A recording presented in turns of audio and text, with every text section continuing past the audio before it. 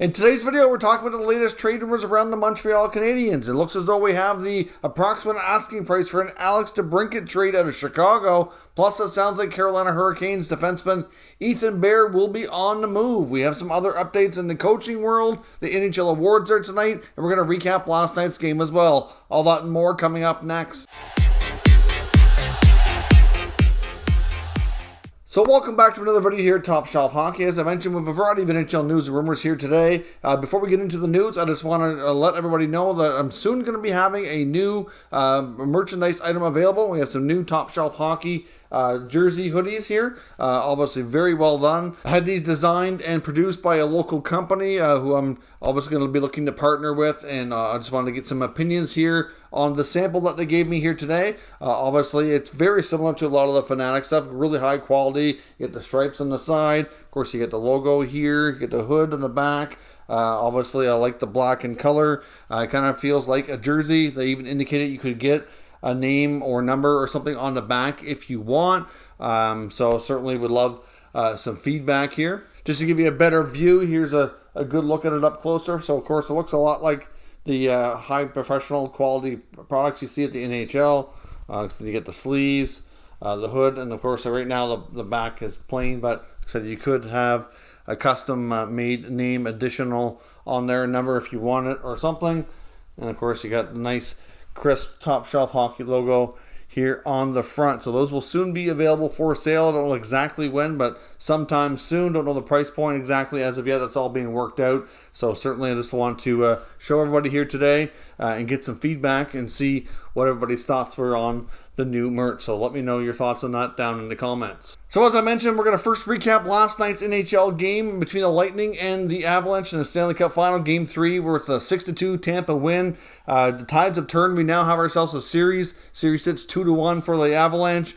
After back-to-back victories at home, Tampa really got their act together last night and made this series interesting, but they did have some injuries late. Nick Paul was injured, as well as Nikita Kucherov.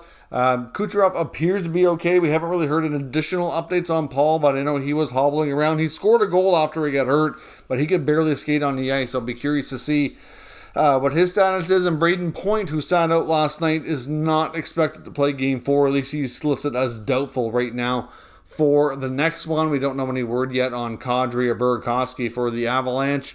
I'm going to say they're probably doubtful for the next one. And I would think that even though he had a bad game, that they turned back to Darcy Kuemper to start Game 4. But I would think they'll probably have a short leash. I would think if Tampa gets out to a quick lead or something, that they'll probably make a change a little bit sooner than they did in game number 3. But it was a great game overall. Tampa certainly played better. The Avalanche just never really played to their full style of game. And I've still seen a little bit of sloppiness in Tampa's game, but not nearly to the point we saw in games 1 and 2. They got a lot more offense going. Vasilevsky was a lot more his usual self, which obviously played a big role here as well. Of course, we also have the NHL Awards going down this evening in Tampa. We'll see the Hart Trophy, the Norris, the Calder, the Vezina, the Ted Lindsay, as well as the GM of the Year award given out. Of course, they've already handed out a few of the awards already. I guess they consider these ones to be like the major awards. I don't think there's going to be a whole lot of surprises. I suspect that Matthews probably wins the Hart. McDavid probably wins the Lindsay. The Norris is between Makar and Yossi, which I'm thinking is probably going Yossi. You get the Vezina, which is almost a given to be Igor Shesterkin. GM of the Year, though, could be a variety of guys. I would think that Julian Breezeball in Tampa would have a good chance. Maybe Sakic.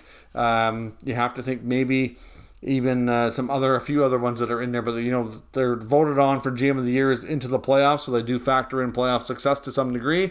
So I would think they got teams in the finals, or at least the Final Four would probably have one of the best chances to win. Now, we did get a few other things confirmed today. We did get confirmation out of Dallas about Peter Deboer being the next head coach. Of course, we talked about that already yesterday, but it's now officially confirmed. His contract's 4 years at $4.25 million. So that's quite a chunk of change. Hopefully he can do good things there in Dallas. Certainly a situation where I would think that Dallas probably wasn't planning on spending that much money or that much term, but they get themselves a good coach with a good track record. And I think he'll be a decent fit there, so we'll see. I do have some concerns for guys like Jake Ottinger, though. I mean, that's, like I said, the Devore's reputation is he's tough on goalies, so when you have yourself a cornerstone franchise type young guy like Oettinger, that's really my only concern, and I hope things go well in that regard. The Edmonton Oilers officially got Jay Woodcroft signed up and officially fully hired as the full-time head coach. Gets a 3-year contract as well. It's another easy, smart move by the Oilers on that front. And it is confirmed that his assistant coach, Dave Manson, will be sticking along with him as well. No reason to think he's going anywhere. I know I've seen Oilers fans asking about that because the press release didn't really confirm that. But from what we've been heard through the grapevine, that appears to be definitely taking place as well. The Seattle Kraken have got their new head coach in place for their American Hockey League affiliate, which will start play next season, which will be the Coachella Valley Firebirds, and that's former NHL bench boss Dan Bilesma, of course, who coached in a few different cities, mostly known for his time as a head coach with the Pittsburgh Penguins, but also coached in some other areas as well. Obviously, he's worked as an assistant here most recently, looking to get back into the head coaching game, so this is an opportunity for him to drop down a league, but get a promotion in the coaching role and see if he can work his way back to the NHL as a coach. But obviously a pretty good option there for the Kraken. There's lots of other names that were very interested in that role.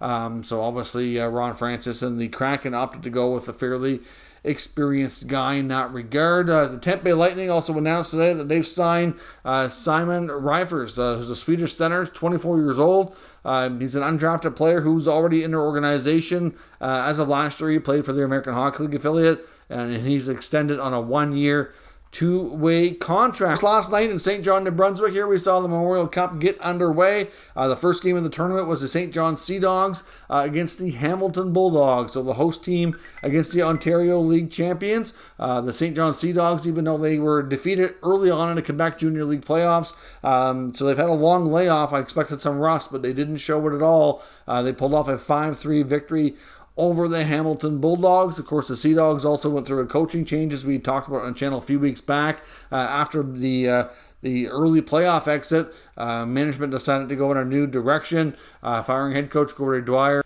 and bringing in a long-time university coach at the University of New Brunswick, Gardner McDougall, who's certainly looks like he's got them going well. I know the players all commented about the hard practices and being in good shape and ready to go, and they certainly looked like it last night. Senators prospect Philip Daou was the first star of the game. Also saw a big goal from Islanders prospect William Dufour. Flames prospect Yan Kuznetsov had a big goal as well. William Villeneuve had a good game as well, prospect for the Leafs, so lots of good players there. Former Flames prospect Ryan Francis scored a couple goals as well. Ryan Francis was one of the players that we talked about at the end of May whose rights were expiring if they were not signed, so the Flames opted not to sign him. Francis, to me, is a good little winger, scores lots, and had a good season in St. John, but he is a fairly small.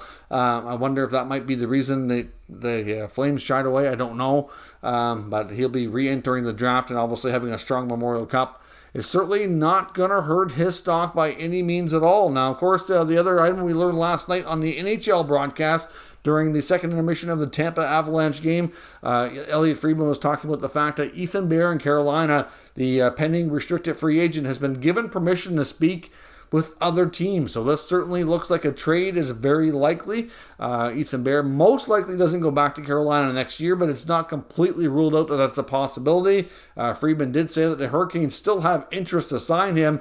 They've just come to a major impasse in negotiations. Certainly there's a big difference in value between what the player feels he should get and what the team is offering.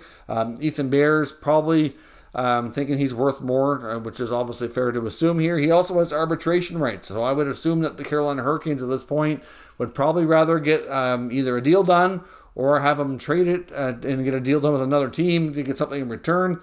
They probably are thinking they may not win that arbitration case, but he's coming off a contract that was a 2-year deal that paid him an average annual value of $2 million per season.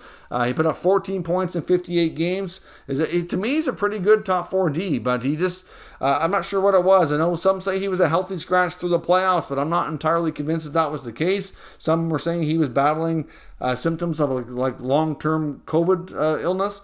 So I don't know really what the full story is there. So I don't know if it's really a case of not having Brindamore's trust, but I know sometimes when they showed him in the stands during the playoffs, he looked healthy, but he doesn't, he can't always make that assumption, right? So I don't know what will happen. I would think that there'll definitely be teams that, knowing that he's available, will be interested. Essentially, that's the kind of model Carolina seems to run, is if they run into issues with negotiations, they say, okay, go see what else is out there. That's all we're going to pay you. And if you can find more money somewhere else, then you can move along. That just seems to be how they do business down in that organization.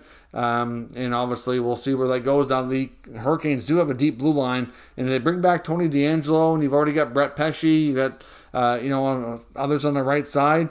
They might move Ethan Bear anyway, to be honest. So as much as I like the player, I'm not sure that that's really the best spot for him. Of course, he was traded last year in a deal with the Oilers for Warren Foegele. Not really sure the deal's worked out great for either side, to be honest. I think both teams are hoping they would get a little bit more, but whatever. It's all works out in the end here, and maybe Ethan Bear's best off playing for another NHL franchise, but we'll find out soon enough what teams might be interested. But there's already rumored to be plenty that I want to have a conversation with him now that he has permission to do so. Now, as I mentioned, there's also word on what the asking price is going to be for Alex Debrincat. This comes from Pierre LeBrun of The Athletic, suggesting that it's likely going to take multiple young pieces, probably upwards of about 4 assets, maybe 5, to land Debrincat, of course, who's still young, scoring at a high rate of around 40 goals a year.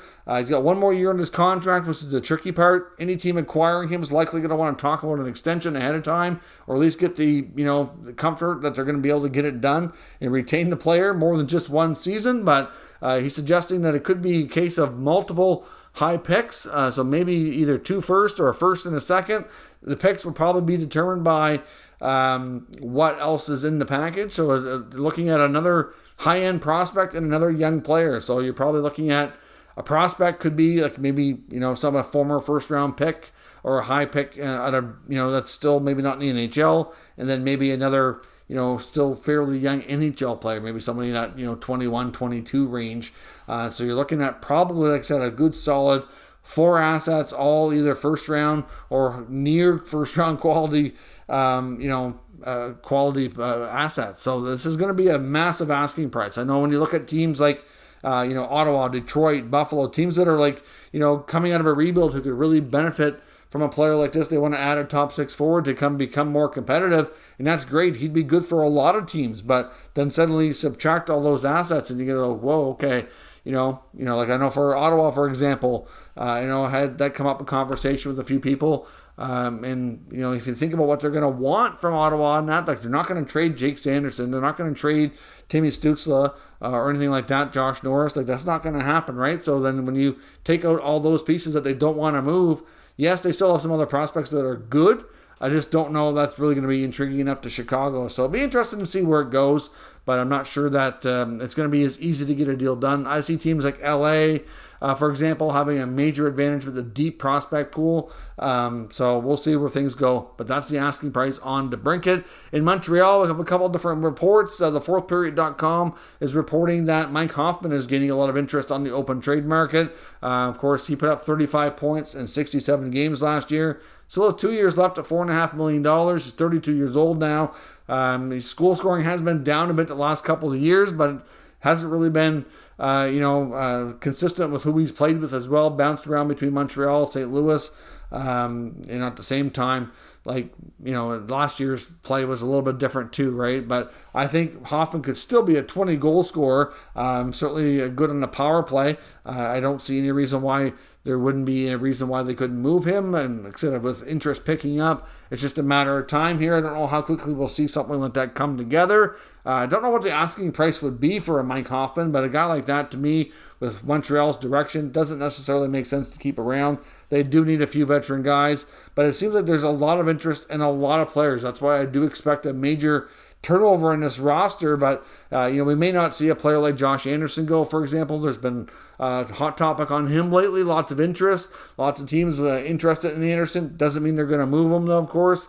Obviously we've heard about other guys like that might be moving on, like Durant, Dvorak, Jeff Petrie. There could be others as well. And according to Eric Engels, another name to add to that list is Paul Byron. I mean, he's in 1 year left on his contract at 3.4. He's 33 now. Only got into 27 games last year due to injury, but only put up 7 points. That's probably not easy to do. I don't think they would consider a buyout. I mean, maybe, but it doesn't make sense whether, they could easily just play him and let him ride it out, or even if he's going to be a healthy scratch at times, I don't know. Could he be a deadline deal? That's the other thing. Some of these guys entering the final years of their contracts could be a deadline acquisition. But Byron and Hoffman, according to Engels and thefourthperiod.com, are two more names in the Montreal Canadiens organization that you can certainly look to add to the large group of Montreal Canadiens players that very well could be available for trade this offseason. Like I said before, I do expect Ken Hughes and Jeff Gorton to be extremely busy there in Montreal, slowly turning over this roster and getting them into the direction to fully rebuild before they can start contending again down the road. So let me know your thoughts on all of today's news and rumors in the comments, and we'll discuss further. If you're new to this channel, make sure you subscribe and stick around. We'll keep you up to date with the latest news, rumors, and analysis on all 32 NHL teams. Thank you for watching, and I'll catch you next time.